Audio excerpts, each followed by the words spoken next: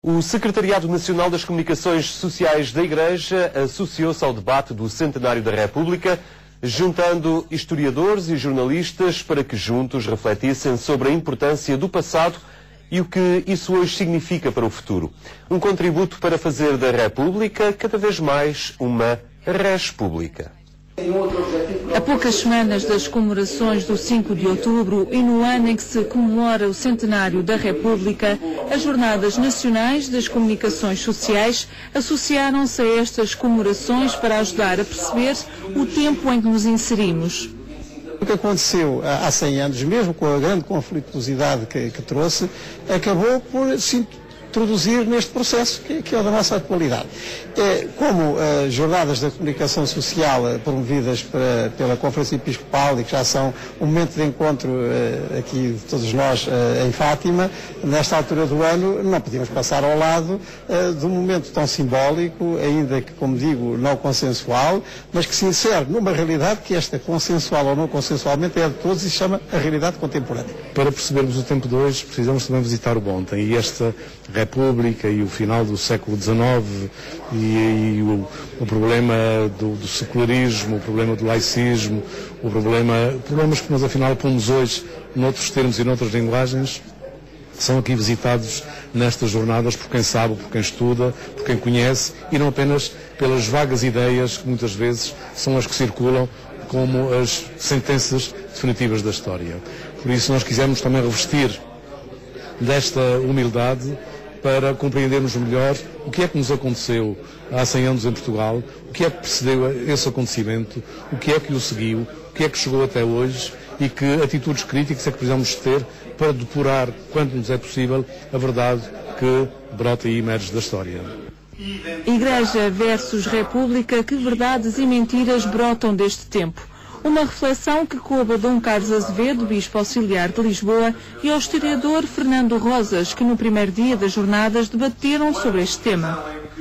Não respeitando o título, Dom Carlos restringiu-se a dizer apenas as verdades sobre a questão religiosa e não as mentiras, porque afirmou que estas não se devem voltar a repetir.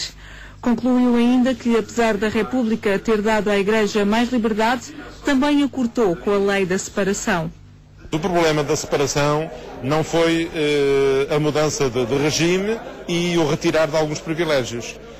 A mudança foi de oprimir e controlar a Igreja. Portanto, foi uma separação, mas uma separação com incoerências, com incongruências.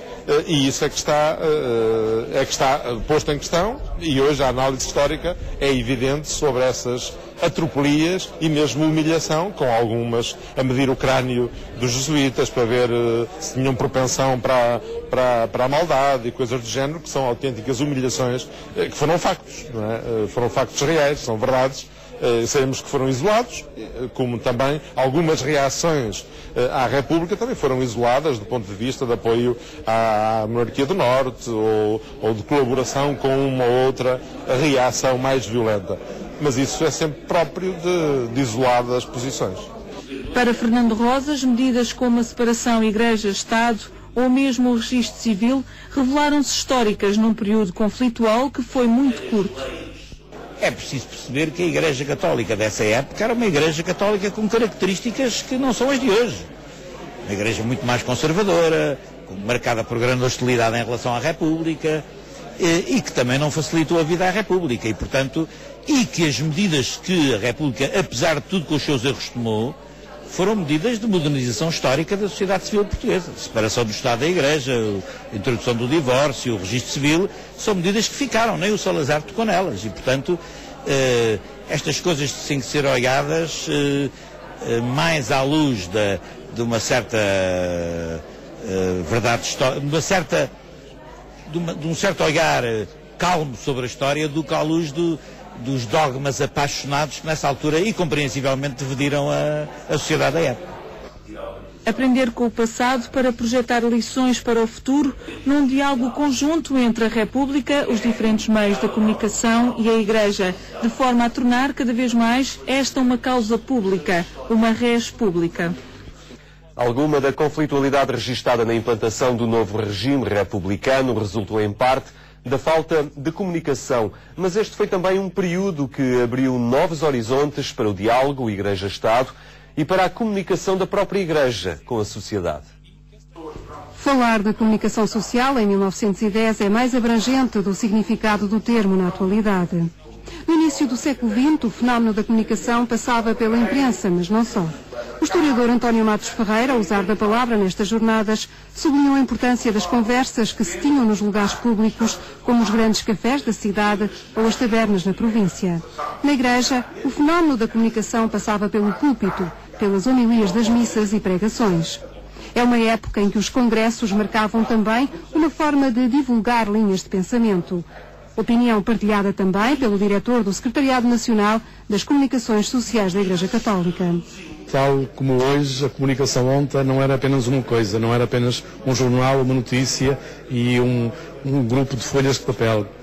Tinha a ver com os correios, com as comunicações que havia, tinha a ver com a parede onde se fixava o jornal, tinha a ver também com as homilias que se faziam, tinha a ver com a circulação de informação que havia dentro da própria Igreja. Ou seja, continuamos hoje integrados junto, ou veremos isso mais detalhadamente quando se perceber a comunicação também que está na internet, a comunicação que está na rádio, na televisão, nos telemóveis, e que isso também tem a ver, parecendo que não, com a comunicação de ontem, do tempo da República, que não era uma coisa apenas. Se nesta época a Igreja e Estado falavam cada um no seu universo específico, num discurso muito marcado por acusações mútuas e desconfiança, hoje tudo se alterou. Os meios de comunicação diversificaram-se e tornaram-se mais acessíveis. À imprensa juntou-se a rádio e a televisão e recentemente a internet instalou-se, protagonizando uma plataforma comunicacional abrangente. Isto resulta num diálogo construtivo entre as instituições, numa oportunidade para chegar a mais públicos e com uma eficácia acrescida. O que eu acho é que esta realidade impor-se-á como qualquer outra e impor-se-á de uma forma muito marcante, porque aquilo que era um grande papão, que era uma coisa extremamente pesada e difícil e complicada, como era o meio televisivo, isso vai deixar de ser assim, vai ser mais leve, vai ser com mais qualidade, vai ser mais diversificado e, portanto, vai permitir que, através do meio televisivo, tendo o digital por garantido, que haja uma multiplicidade de canais, de veículos que sejam utilizados. Não tenho dúvidas absolutamente nenhuma disto, isto é o que vai acontecer. A Igreja tem diante de si o desafio da comunicação e do diálogo, um saber estar e aproveitar da melhor forma o que a tecnologia disponibiliza. Eu acho que a Igreja Portuguesa é muito diversificada e as pessoas também dependem de uma questão de gerações. Eu tenho mais de 70 anos e, portanto, tenho às vezes alguma dificuldade em lidar com coisas da internet e peço aos meus netos que me ajudem. Mas penso que tem havido uma grande evolução na Igreja no sentido de aproveitar estes novos meios de comunicação social, mas que ainda há uma margem muito grande para a Igreja progredir nesse campo. Até no simples campo da mera informação sobre os serviços litúrgicos, sobre iniciativas que faz, pode haver sites de paróquias que talvez devessem ser mais desenvolvidos, mas isso, naturalmente, que é preciso ter alguns meios para o fazer, nomeadamente pessoas capazes, tecnologicamente capazes.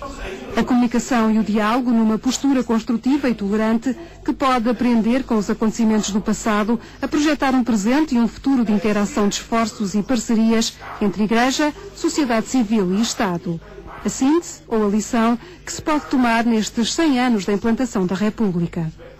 Nestas jornadas foi apresentada uma edição especial da Agência Eclésia. Trata-se de uma revista comemorativa do Centenário da República que reúne um conjunto de artigos sobre áreas como a sociedade e a religião, a relação Igreja-Estado, desde o regalismo à separação, e também uma análise dos universos espirituais e experiências religiosas durante a Primeira República. 90 páginas e muitas ilustrações históricas para compreender este período da nossa história que determinou a atualidade. Esta publicação da Agência Eclésia conta com a coordenação científica do Centro de Estudos de História Religiosa da Universidade Católica Portuguesa. Na próxima segunda-feira, dia 4 de outubro, o programa Eclésia faz também incidir a sua reflexão com diversos convidados em torno dos temas desta publicação.